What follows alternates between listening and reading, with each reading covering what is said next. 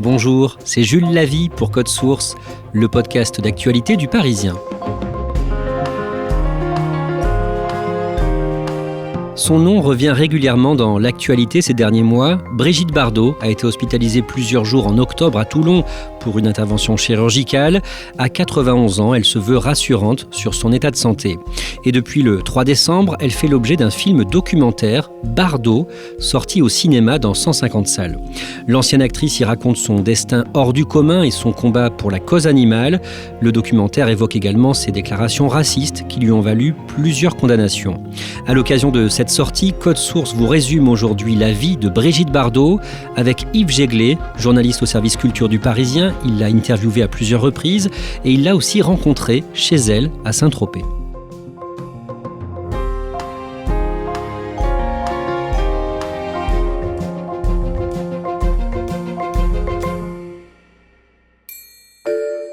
Yves Jéglé, le documentaire qui vient de sortir au cinéma sur Brigitte Bardot, vous l'avez vu la première fois dans un cadre particulier, c'était au Festival de Cannes 2025, le lundi 19 mai, le soir, en plein air.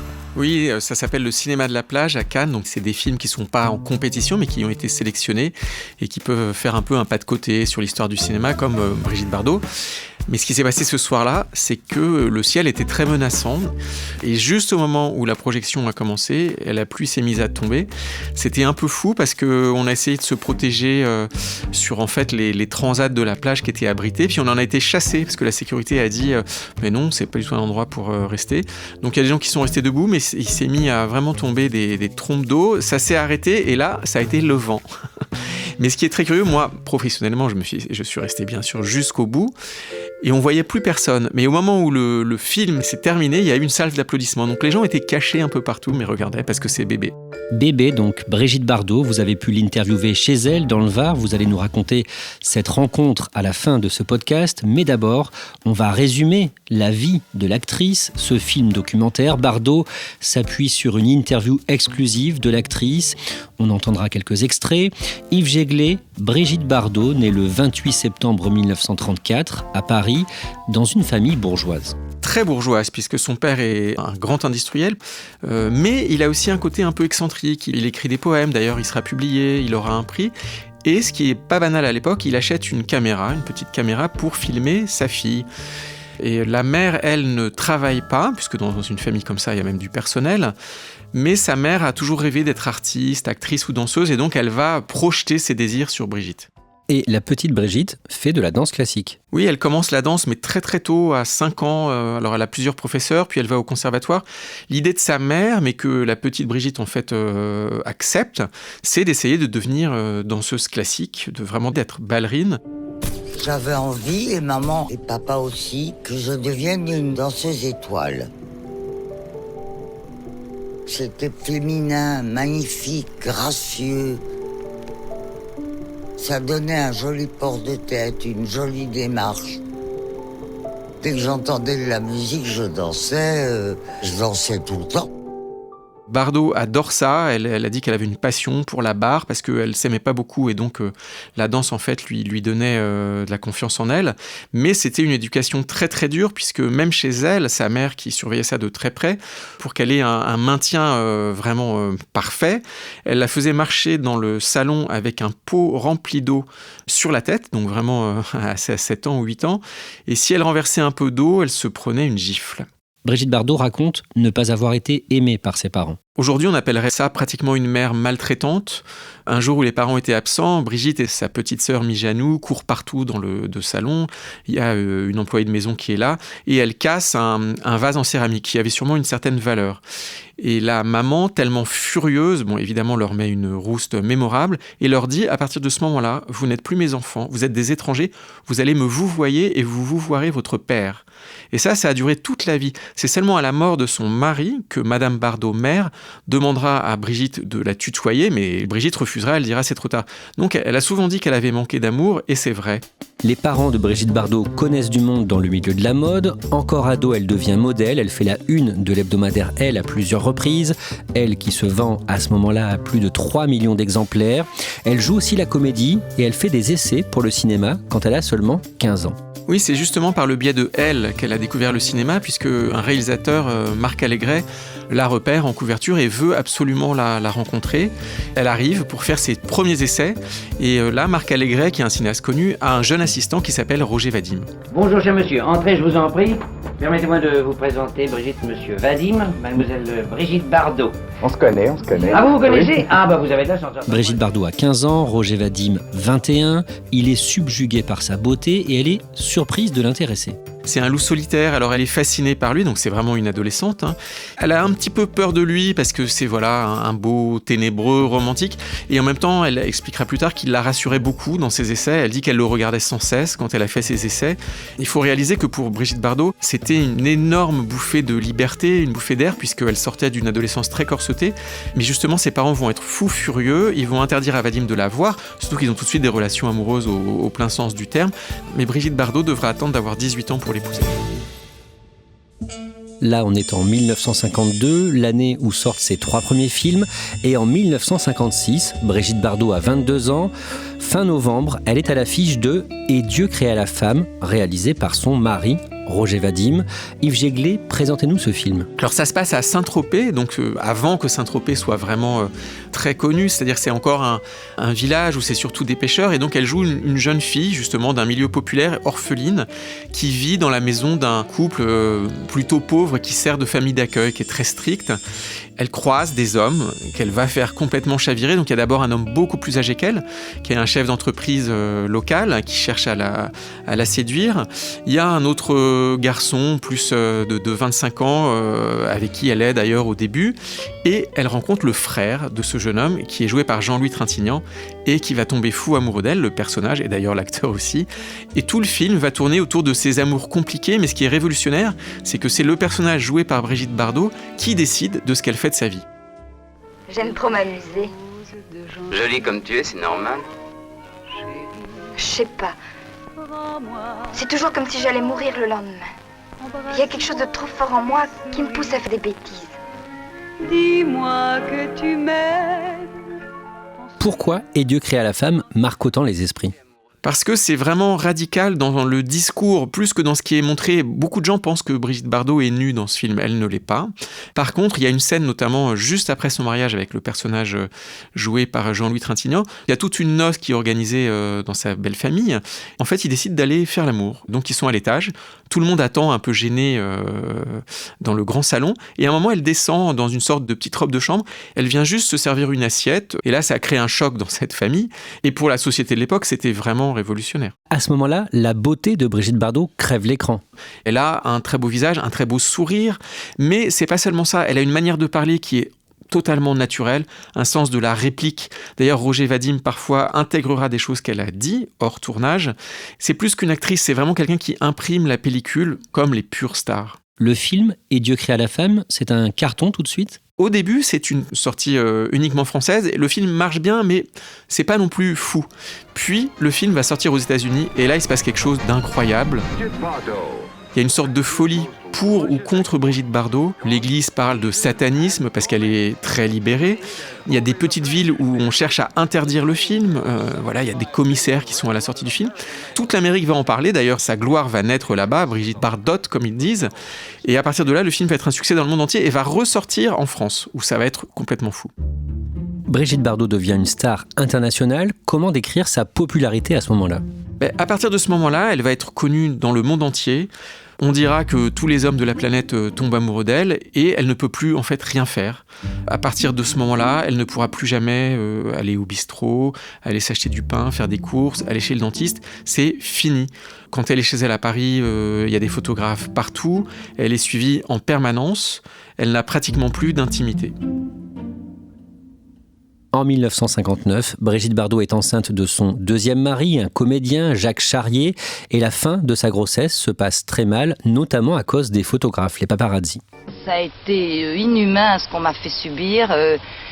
Je n'avais plus ni la possibilité de marcher, ni de sortir, ni même d'aller chez mon médecin. J'ai même pas pu aller accoucher dans une clinique. Il a fallu qu'on fasse chez moi une salle d'accouchement parce que j'étais cernée par la presse mondiale.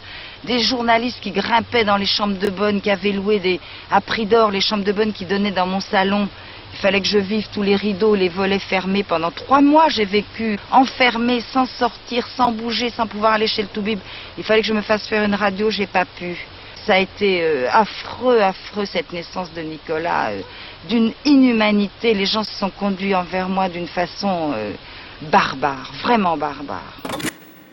D'un mot, Brigitte Bardot expliquera avoir été victime de violences conjugales de la part de Jacques Charrier. Oui, ils étaient tous les deux comédiens, ils se sont rencontrés sur un tournage. Lui était une grande vedette aussi à l'époque, mais il était extrêmement possessif. Donc leur mariage s'est tout de suite très mal passé.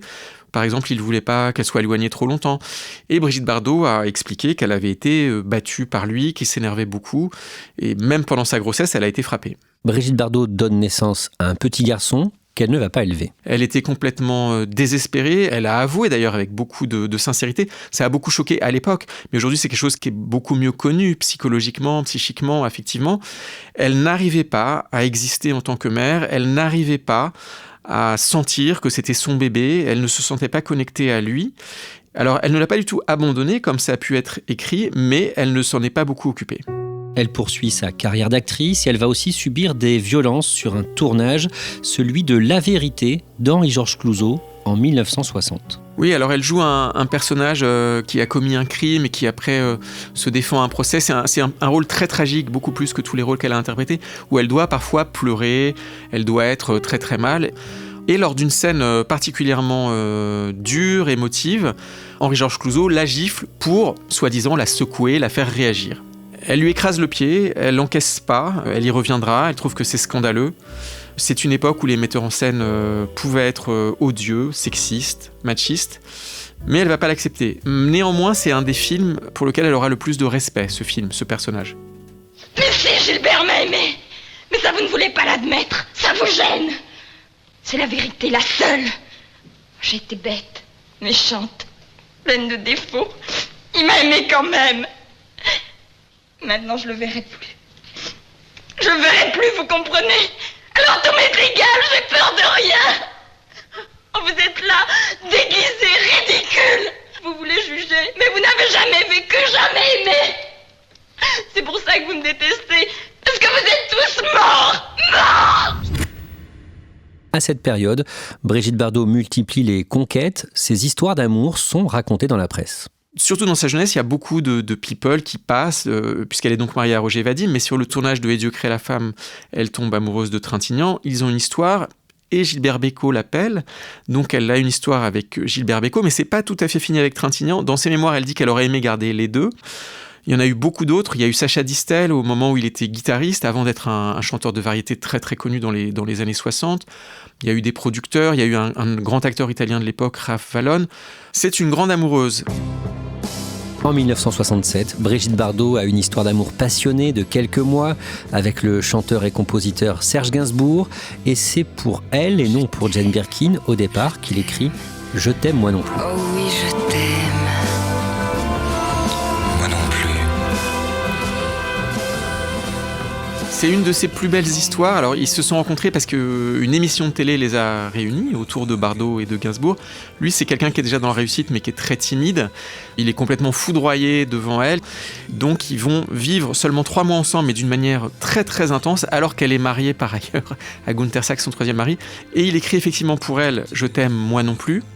Mais son mari, le milliardaire allemand Gunther Sachs, qui est un peu un playboy très connu dans les années 60, est fou furieux de cette histoire qu'il y a entre Gainsbourg et Bardot et qui en plus se termine par une chanson. Et il va donc refuser que cet enregistrement devienne public. Je t'aime, je t'aime. Oh oui, je t'aime. Moi non plus. Yves Jéglé, on l'a dit, Brigitte Bardot est une star internationale, mais cette gloire est aussi une malédiction pour elle. Vous l'avez dit, cette gloire l'enferme, elle est profondément malheureuse et elle fait plusieurs tentatives de suicide. Oui, elle explique que, à cause effectivement de ce stress permanent d'être poursuivie, harcelée, elle commence à prendre pas mal de médicaments, de somnifères parce qu'elle dort plus, de tranquillisants, et ça va lui donner des idées parce qu'elle en peut plus. Donc elle va faire plusieurs tentatives de suicide. Quand j'ai vu tout ce déballage de vie privée avec des choses très intimes, je trouvais la vie vide, sans profondeur, sans vérité. J'avais plus envie de lutter pour rien. C'est aussi quelqu'un qui a été obsédé par la mort très jeune. Même enfant, elle avait demandé à son père un jour « Mais pourquoi on vit ?» Elle s'est sentie pas très aimée par ses parents ou pas comme il fallait, et elle a pensé au suicide. Elle l'a raconté déjà à l'adolescence. Et après la naissance de son fils, quand elle a 25 ans, au moment de sa dépression la plus sévère, là, elle va faire une tentative très grave où elle a été sauvée de très peu. Elle dira qu'elle est miraculée.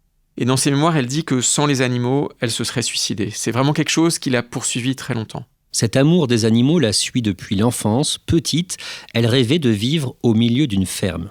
Yves Jéglé, en juin 1973, à l'âge de 38 ans, Brigitte Bardot met un terme à sa carrière d'actrice après avoir tourné un dernier film au titre à rallonge, l'histoire très bonne et très joyeuse de Colino Trousse-Chemise. Oui, alors elle y pensait depuis longtemps. Carrière, on le rappelle, qui a commencé à 15 ans dans le mannequinat.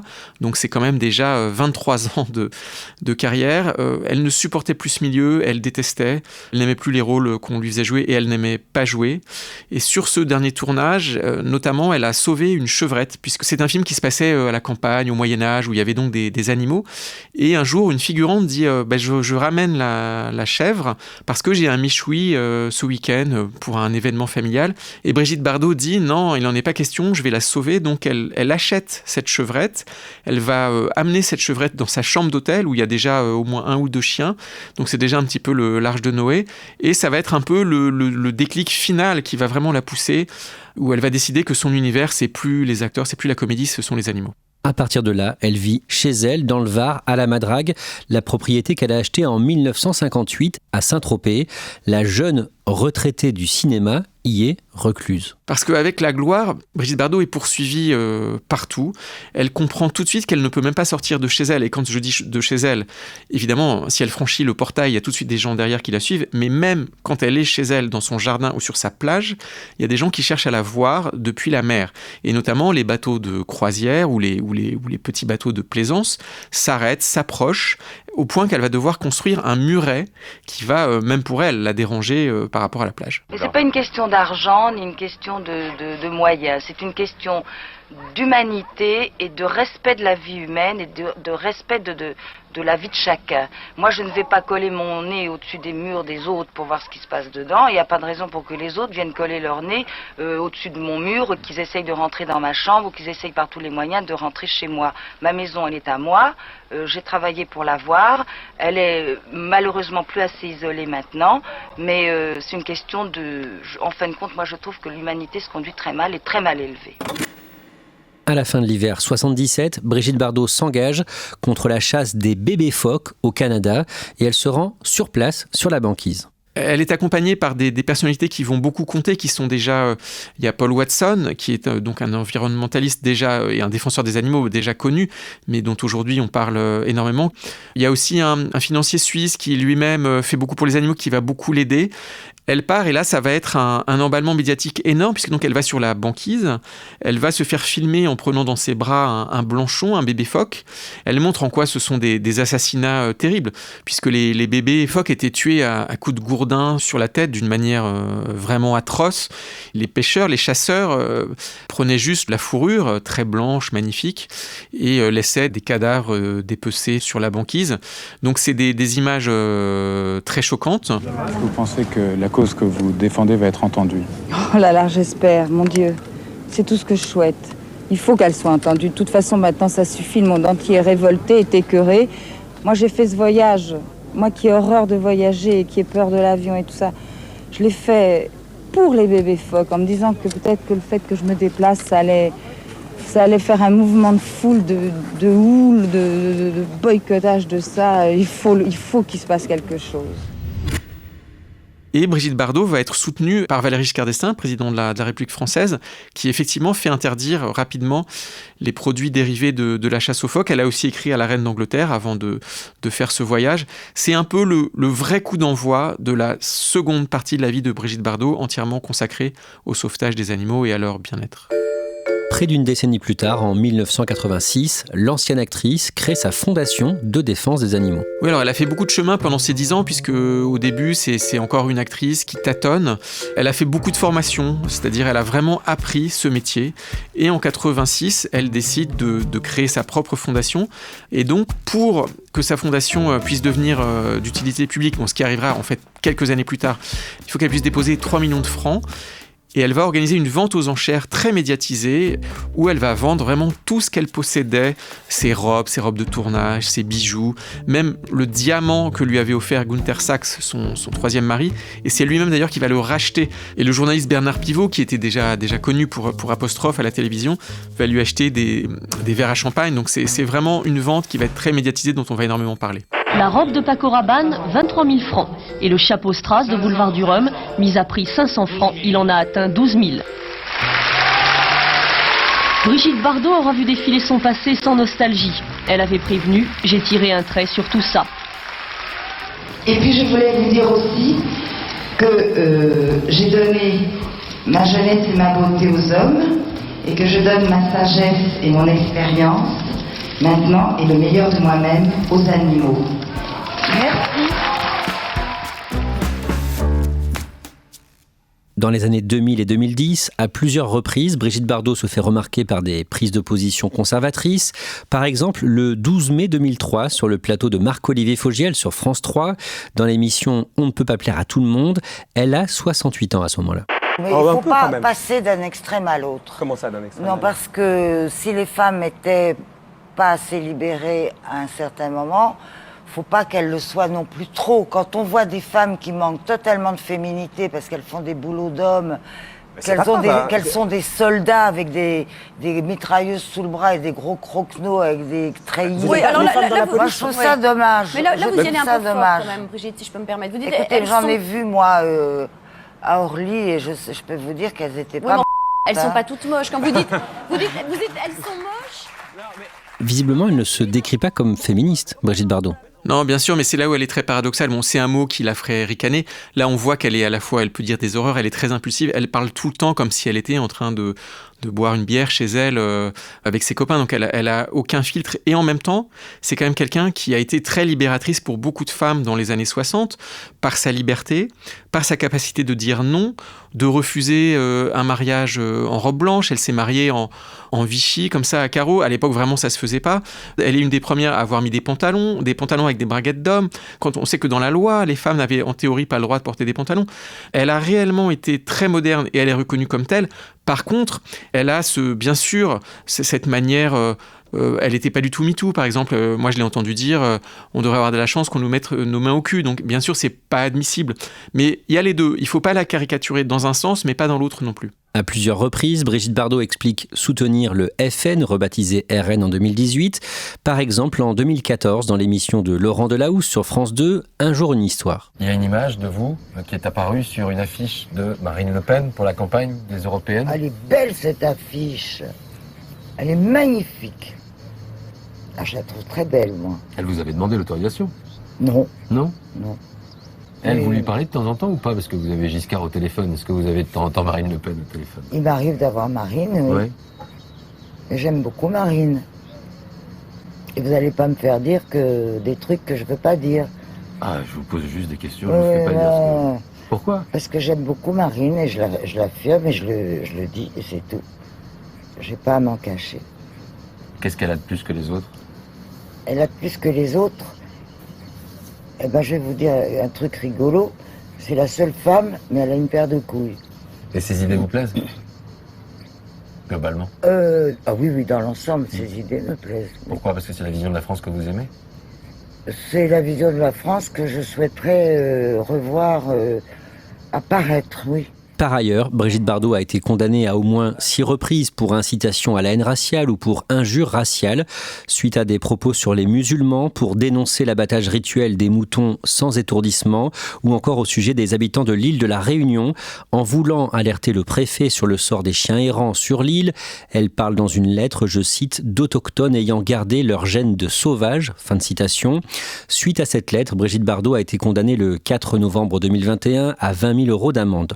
Yves Jéglé, dans le documentaire sorti le 3 décembre, Bardot, est-ce qu'elle regrette ses propos racistes ? Est-ce qu'elle demande pardon ? Oui, elle demande pardon sur son côté très impulsif. Elle regrette ça. Je suis très impulsive. Au lieu de dire certaines personnes maltraitent beaucoup les animaux, j'ai foutu tout le monde dans le même bain. Il a fallu que je revienne sur cette colère parce que j'avais un peu tort. Je demande pardon. Mais elle ne revient pas sur beaucoup de propos qu'elle a pu tenir, où clairement, elle est très fière d'être une Française de souche, et c'est quand même quelqu'un qui pense que c'est un petit peu chacun chez soi. Moi, je lui avais posé très clairement la question quand je l'avais rencontrée. Elle dit non, je suis pas raciste, mais je pense que les Français de souche doivent vivre en France, et que ceux qui sont nés de l'autre côté de la Méditerranée, les Algériens, les Tunisiens, les Marocains, qu'ils vivent chez eux. Elle disait ça. Au-delà de la question du racisme, Brigitte Bardot, elle est comment quand vous échangez avec elle ? Là, vous avez bien pointé ce qui est complexe, c'est-à-dire qu'elle est vraiment très attachante. Quand elle me parlait de son amour, de son empathie énorme pour des animaux, je lui avais dit c'est formidable, mais parfois on pense aussi aux hommes en difficulté, par exemple aux migrants, et là elle se fermait complètement, ça ne provoquait pas chez elle de compassion. On le disait au début de cet épisode de Code Source, vous avez été lui rendre visite chez elle, dans le Var, à Saint-Tropez. C'était il y a 7 ans, un dimanche de décembre 2018, à la Garrigue, là où elle vit depuis des décennies avec son mari, Bernard Dormal. Décrivez-nous les lieux. C'est assez magique, c'est un dimanche d'hiver, effectivement, donc Saint-Tropez est complètement désert, donc son mari vient me chercher en voiture, et alors on arrive dans une sorte de ferme ou de petite maison dans la prairie, et là il y a des chiens qui vous sautent dessus, mais très affectueux, à peine vous êtes sorti de la voiture. On arrive dans une petite maison, vraiment une masure, sans étage. Brigitte Bardot, qui m'impressionne quand même beaucoup, me claque la bise, et me dit vous avez fait un long voyage en train, ok vous avez mangé un sandwich, ça devait pas être bon du tout, moi je vais vous faire réchauffer une pizza et on va boire du rosé. Et on s'assoit avec un chien sur la cuisse gauche, un chien sur la cuisse droite, et puis la pizza qu'on essaie de manger tout en posant des questions. C'est des moments quand même assez mémorables. Et elle est comment, du coup, en mangeant cette pizza ? Elle est quand même très attendrissante. Alors, elle est déjà très belle. Je l'ai rencontrée, elle avait 83 ou 84 ans. C'est une femme totalement nature, qui se maquille pas ou pratiquement pas, qui vit au grand air finalement tout le temps, qui voit peu de gens, qui dort beaucoup. Et elle est dans un endroit où elle a été heureuse, un endroit qu'elle aime, où elle vient tous les jours à partir de midi. C'est son bureau, mais c'est aussi son paradis. Ses animaux sont enterrés, la plupart, dans ce jardin qui est très grand. Elle a même fait construire une petite chapelle, où elle arrivait déjà plus trop à aller quand je l'ai rencontrée, parce qu'elle avait déjà très mal aux jambes. C'était un petit peu au fond du jardin, un jardin en pente, puisqu'on est sur une colline. Mais c'est quand même un endroit où on se sent très bien. Yves Jéglé, le documentaire qui retrace sa vie, Bardot, se termine en mentionnant les textes de loi qu'elle a fait changer ou contribué à faire changer concernant les animaux. Oui, une des choses dont elle était la plus fière, c'est le fait que les gens, en France notamment, ont un lien plus empathique avec leur animal de compagnie. On l'imagine plus aujourd'hui, mais dans les années 60, 70, même 80, quand on avait un chien et un chat, on pouvait l'abandonner sans aucun problème. Les chats et les chiens errants étaient systématiquement euthanasiés quand on les découvrait. Il n'y avait aucune tentative de les faire adopter. Vraiment, la Fondation Brigitte Bardot a beaucoup poussé pour qu'ils puissent être adoptés, faciliter les filières d'adoption. Bien sûr, il y a aussi les bébés phoques, son premier combat. Donc on conduit très vite à l'interdiction de tout produit dérivé des bébés phoques, mais aussi à l'interdiction de l'élevage de visons et d'animaux à fourrure en France. C'est aussi elle qui s'est vraiment bagarrée à Marineland pour qu'il n'y ait plus de spectacles de dauphins et d'orques en bassin. Sa fondation a fait énormément pour ça. Les animaux de cirque aussi, elle n'était pas la seule, mais elle a vraiment donné un visage et des moyens, souvent, à un combat qui est devenu majeur. Elle était marginale quand elle a commencé ce combat. Aujourd'hui, vraiment beaucoup de gens la rejoignent. Brigitte Bardot a 91 ans. En 2023, elle a été hospitalisée pour une insuffisance respiratoire. Cette année, en 2025, au mois d'octobre, elle a subi une intervention chirurgicale. Elle a pu rentrer chez elle pour sa convalescence. Mais le 22 octobre, Yves Jéglé, elle a été obligée de démentir une fausse info sur sa propre mort. Oui, il y a eu beaucoup d'alertes ces derniers mois parce qu'elle a été hospitalisée, mais il y a effectivement un influenceur qui a cru bon d'annoncer sa mort sur les réseaux sociaux, et elle a fait ce qu'elle fait souvent quand elle veut répondre à quelque chose qui lui déplaît. Elle poste un démenti sur les réseaux qui est souvent assez humoristique. Là, je crois qu'elle avait dit je ne sais pas quel est l'imbécile qui a propagé cette fake news, mais je vous rassure, je vous embrasse, je n'ai pas du tout l'intention de tirer ma révérence. Elle répond aussi souvent par des petits textes manuscrits qui sont pris en photo. Elle gère très bien son compte X, ex-Twitter, et elle communique comme ça directement avec les gens qui la soutiennent ou qui l'apprécient.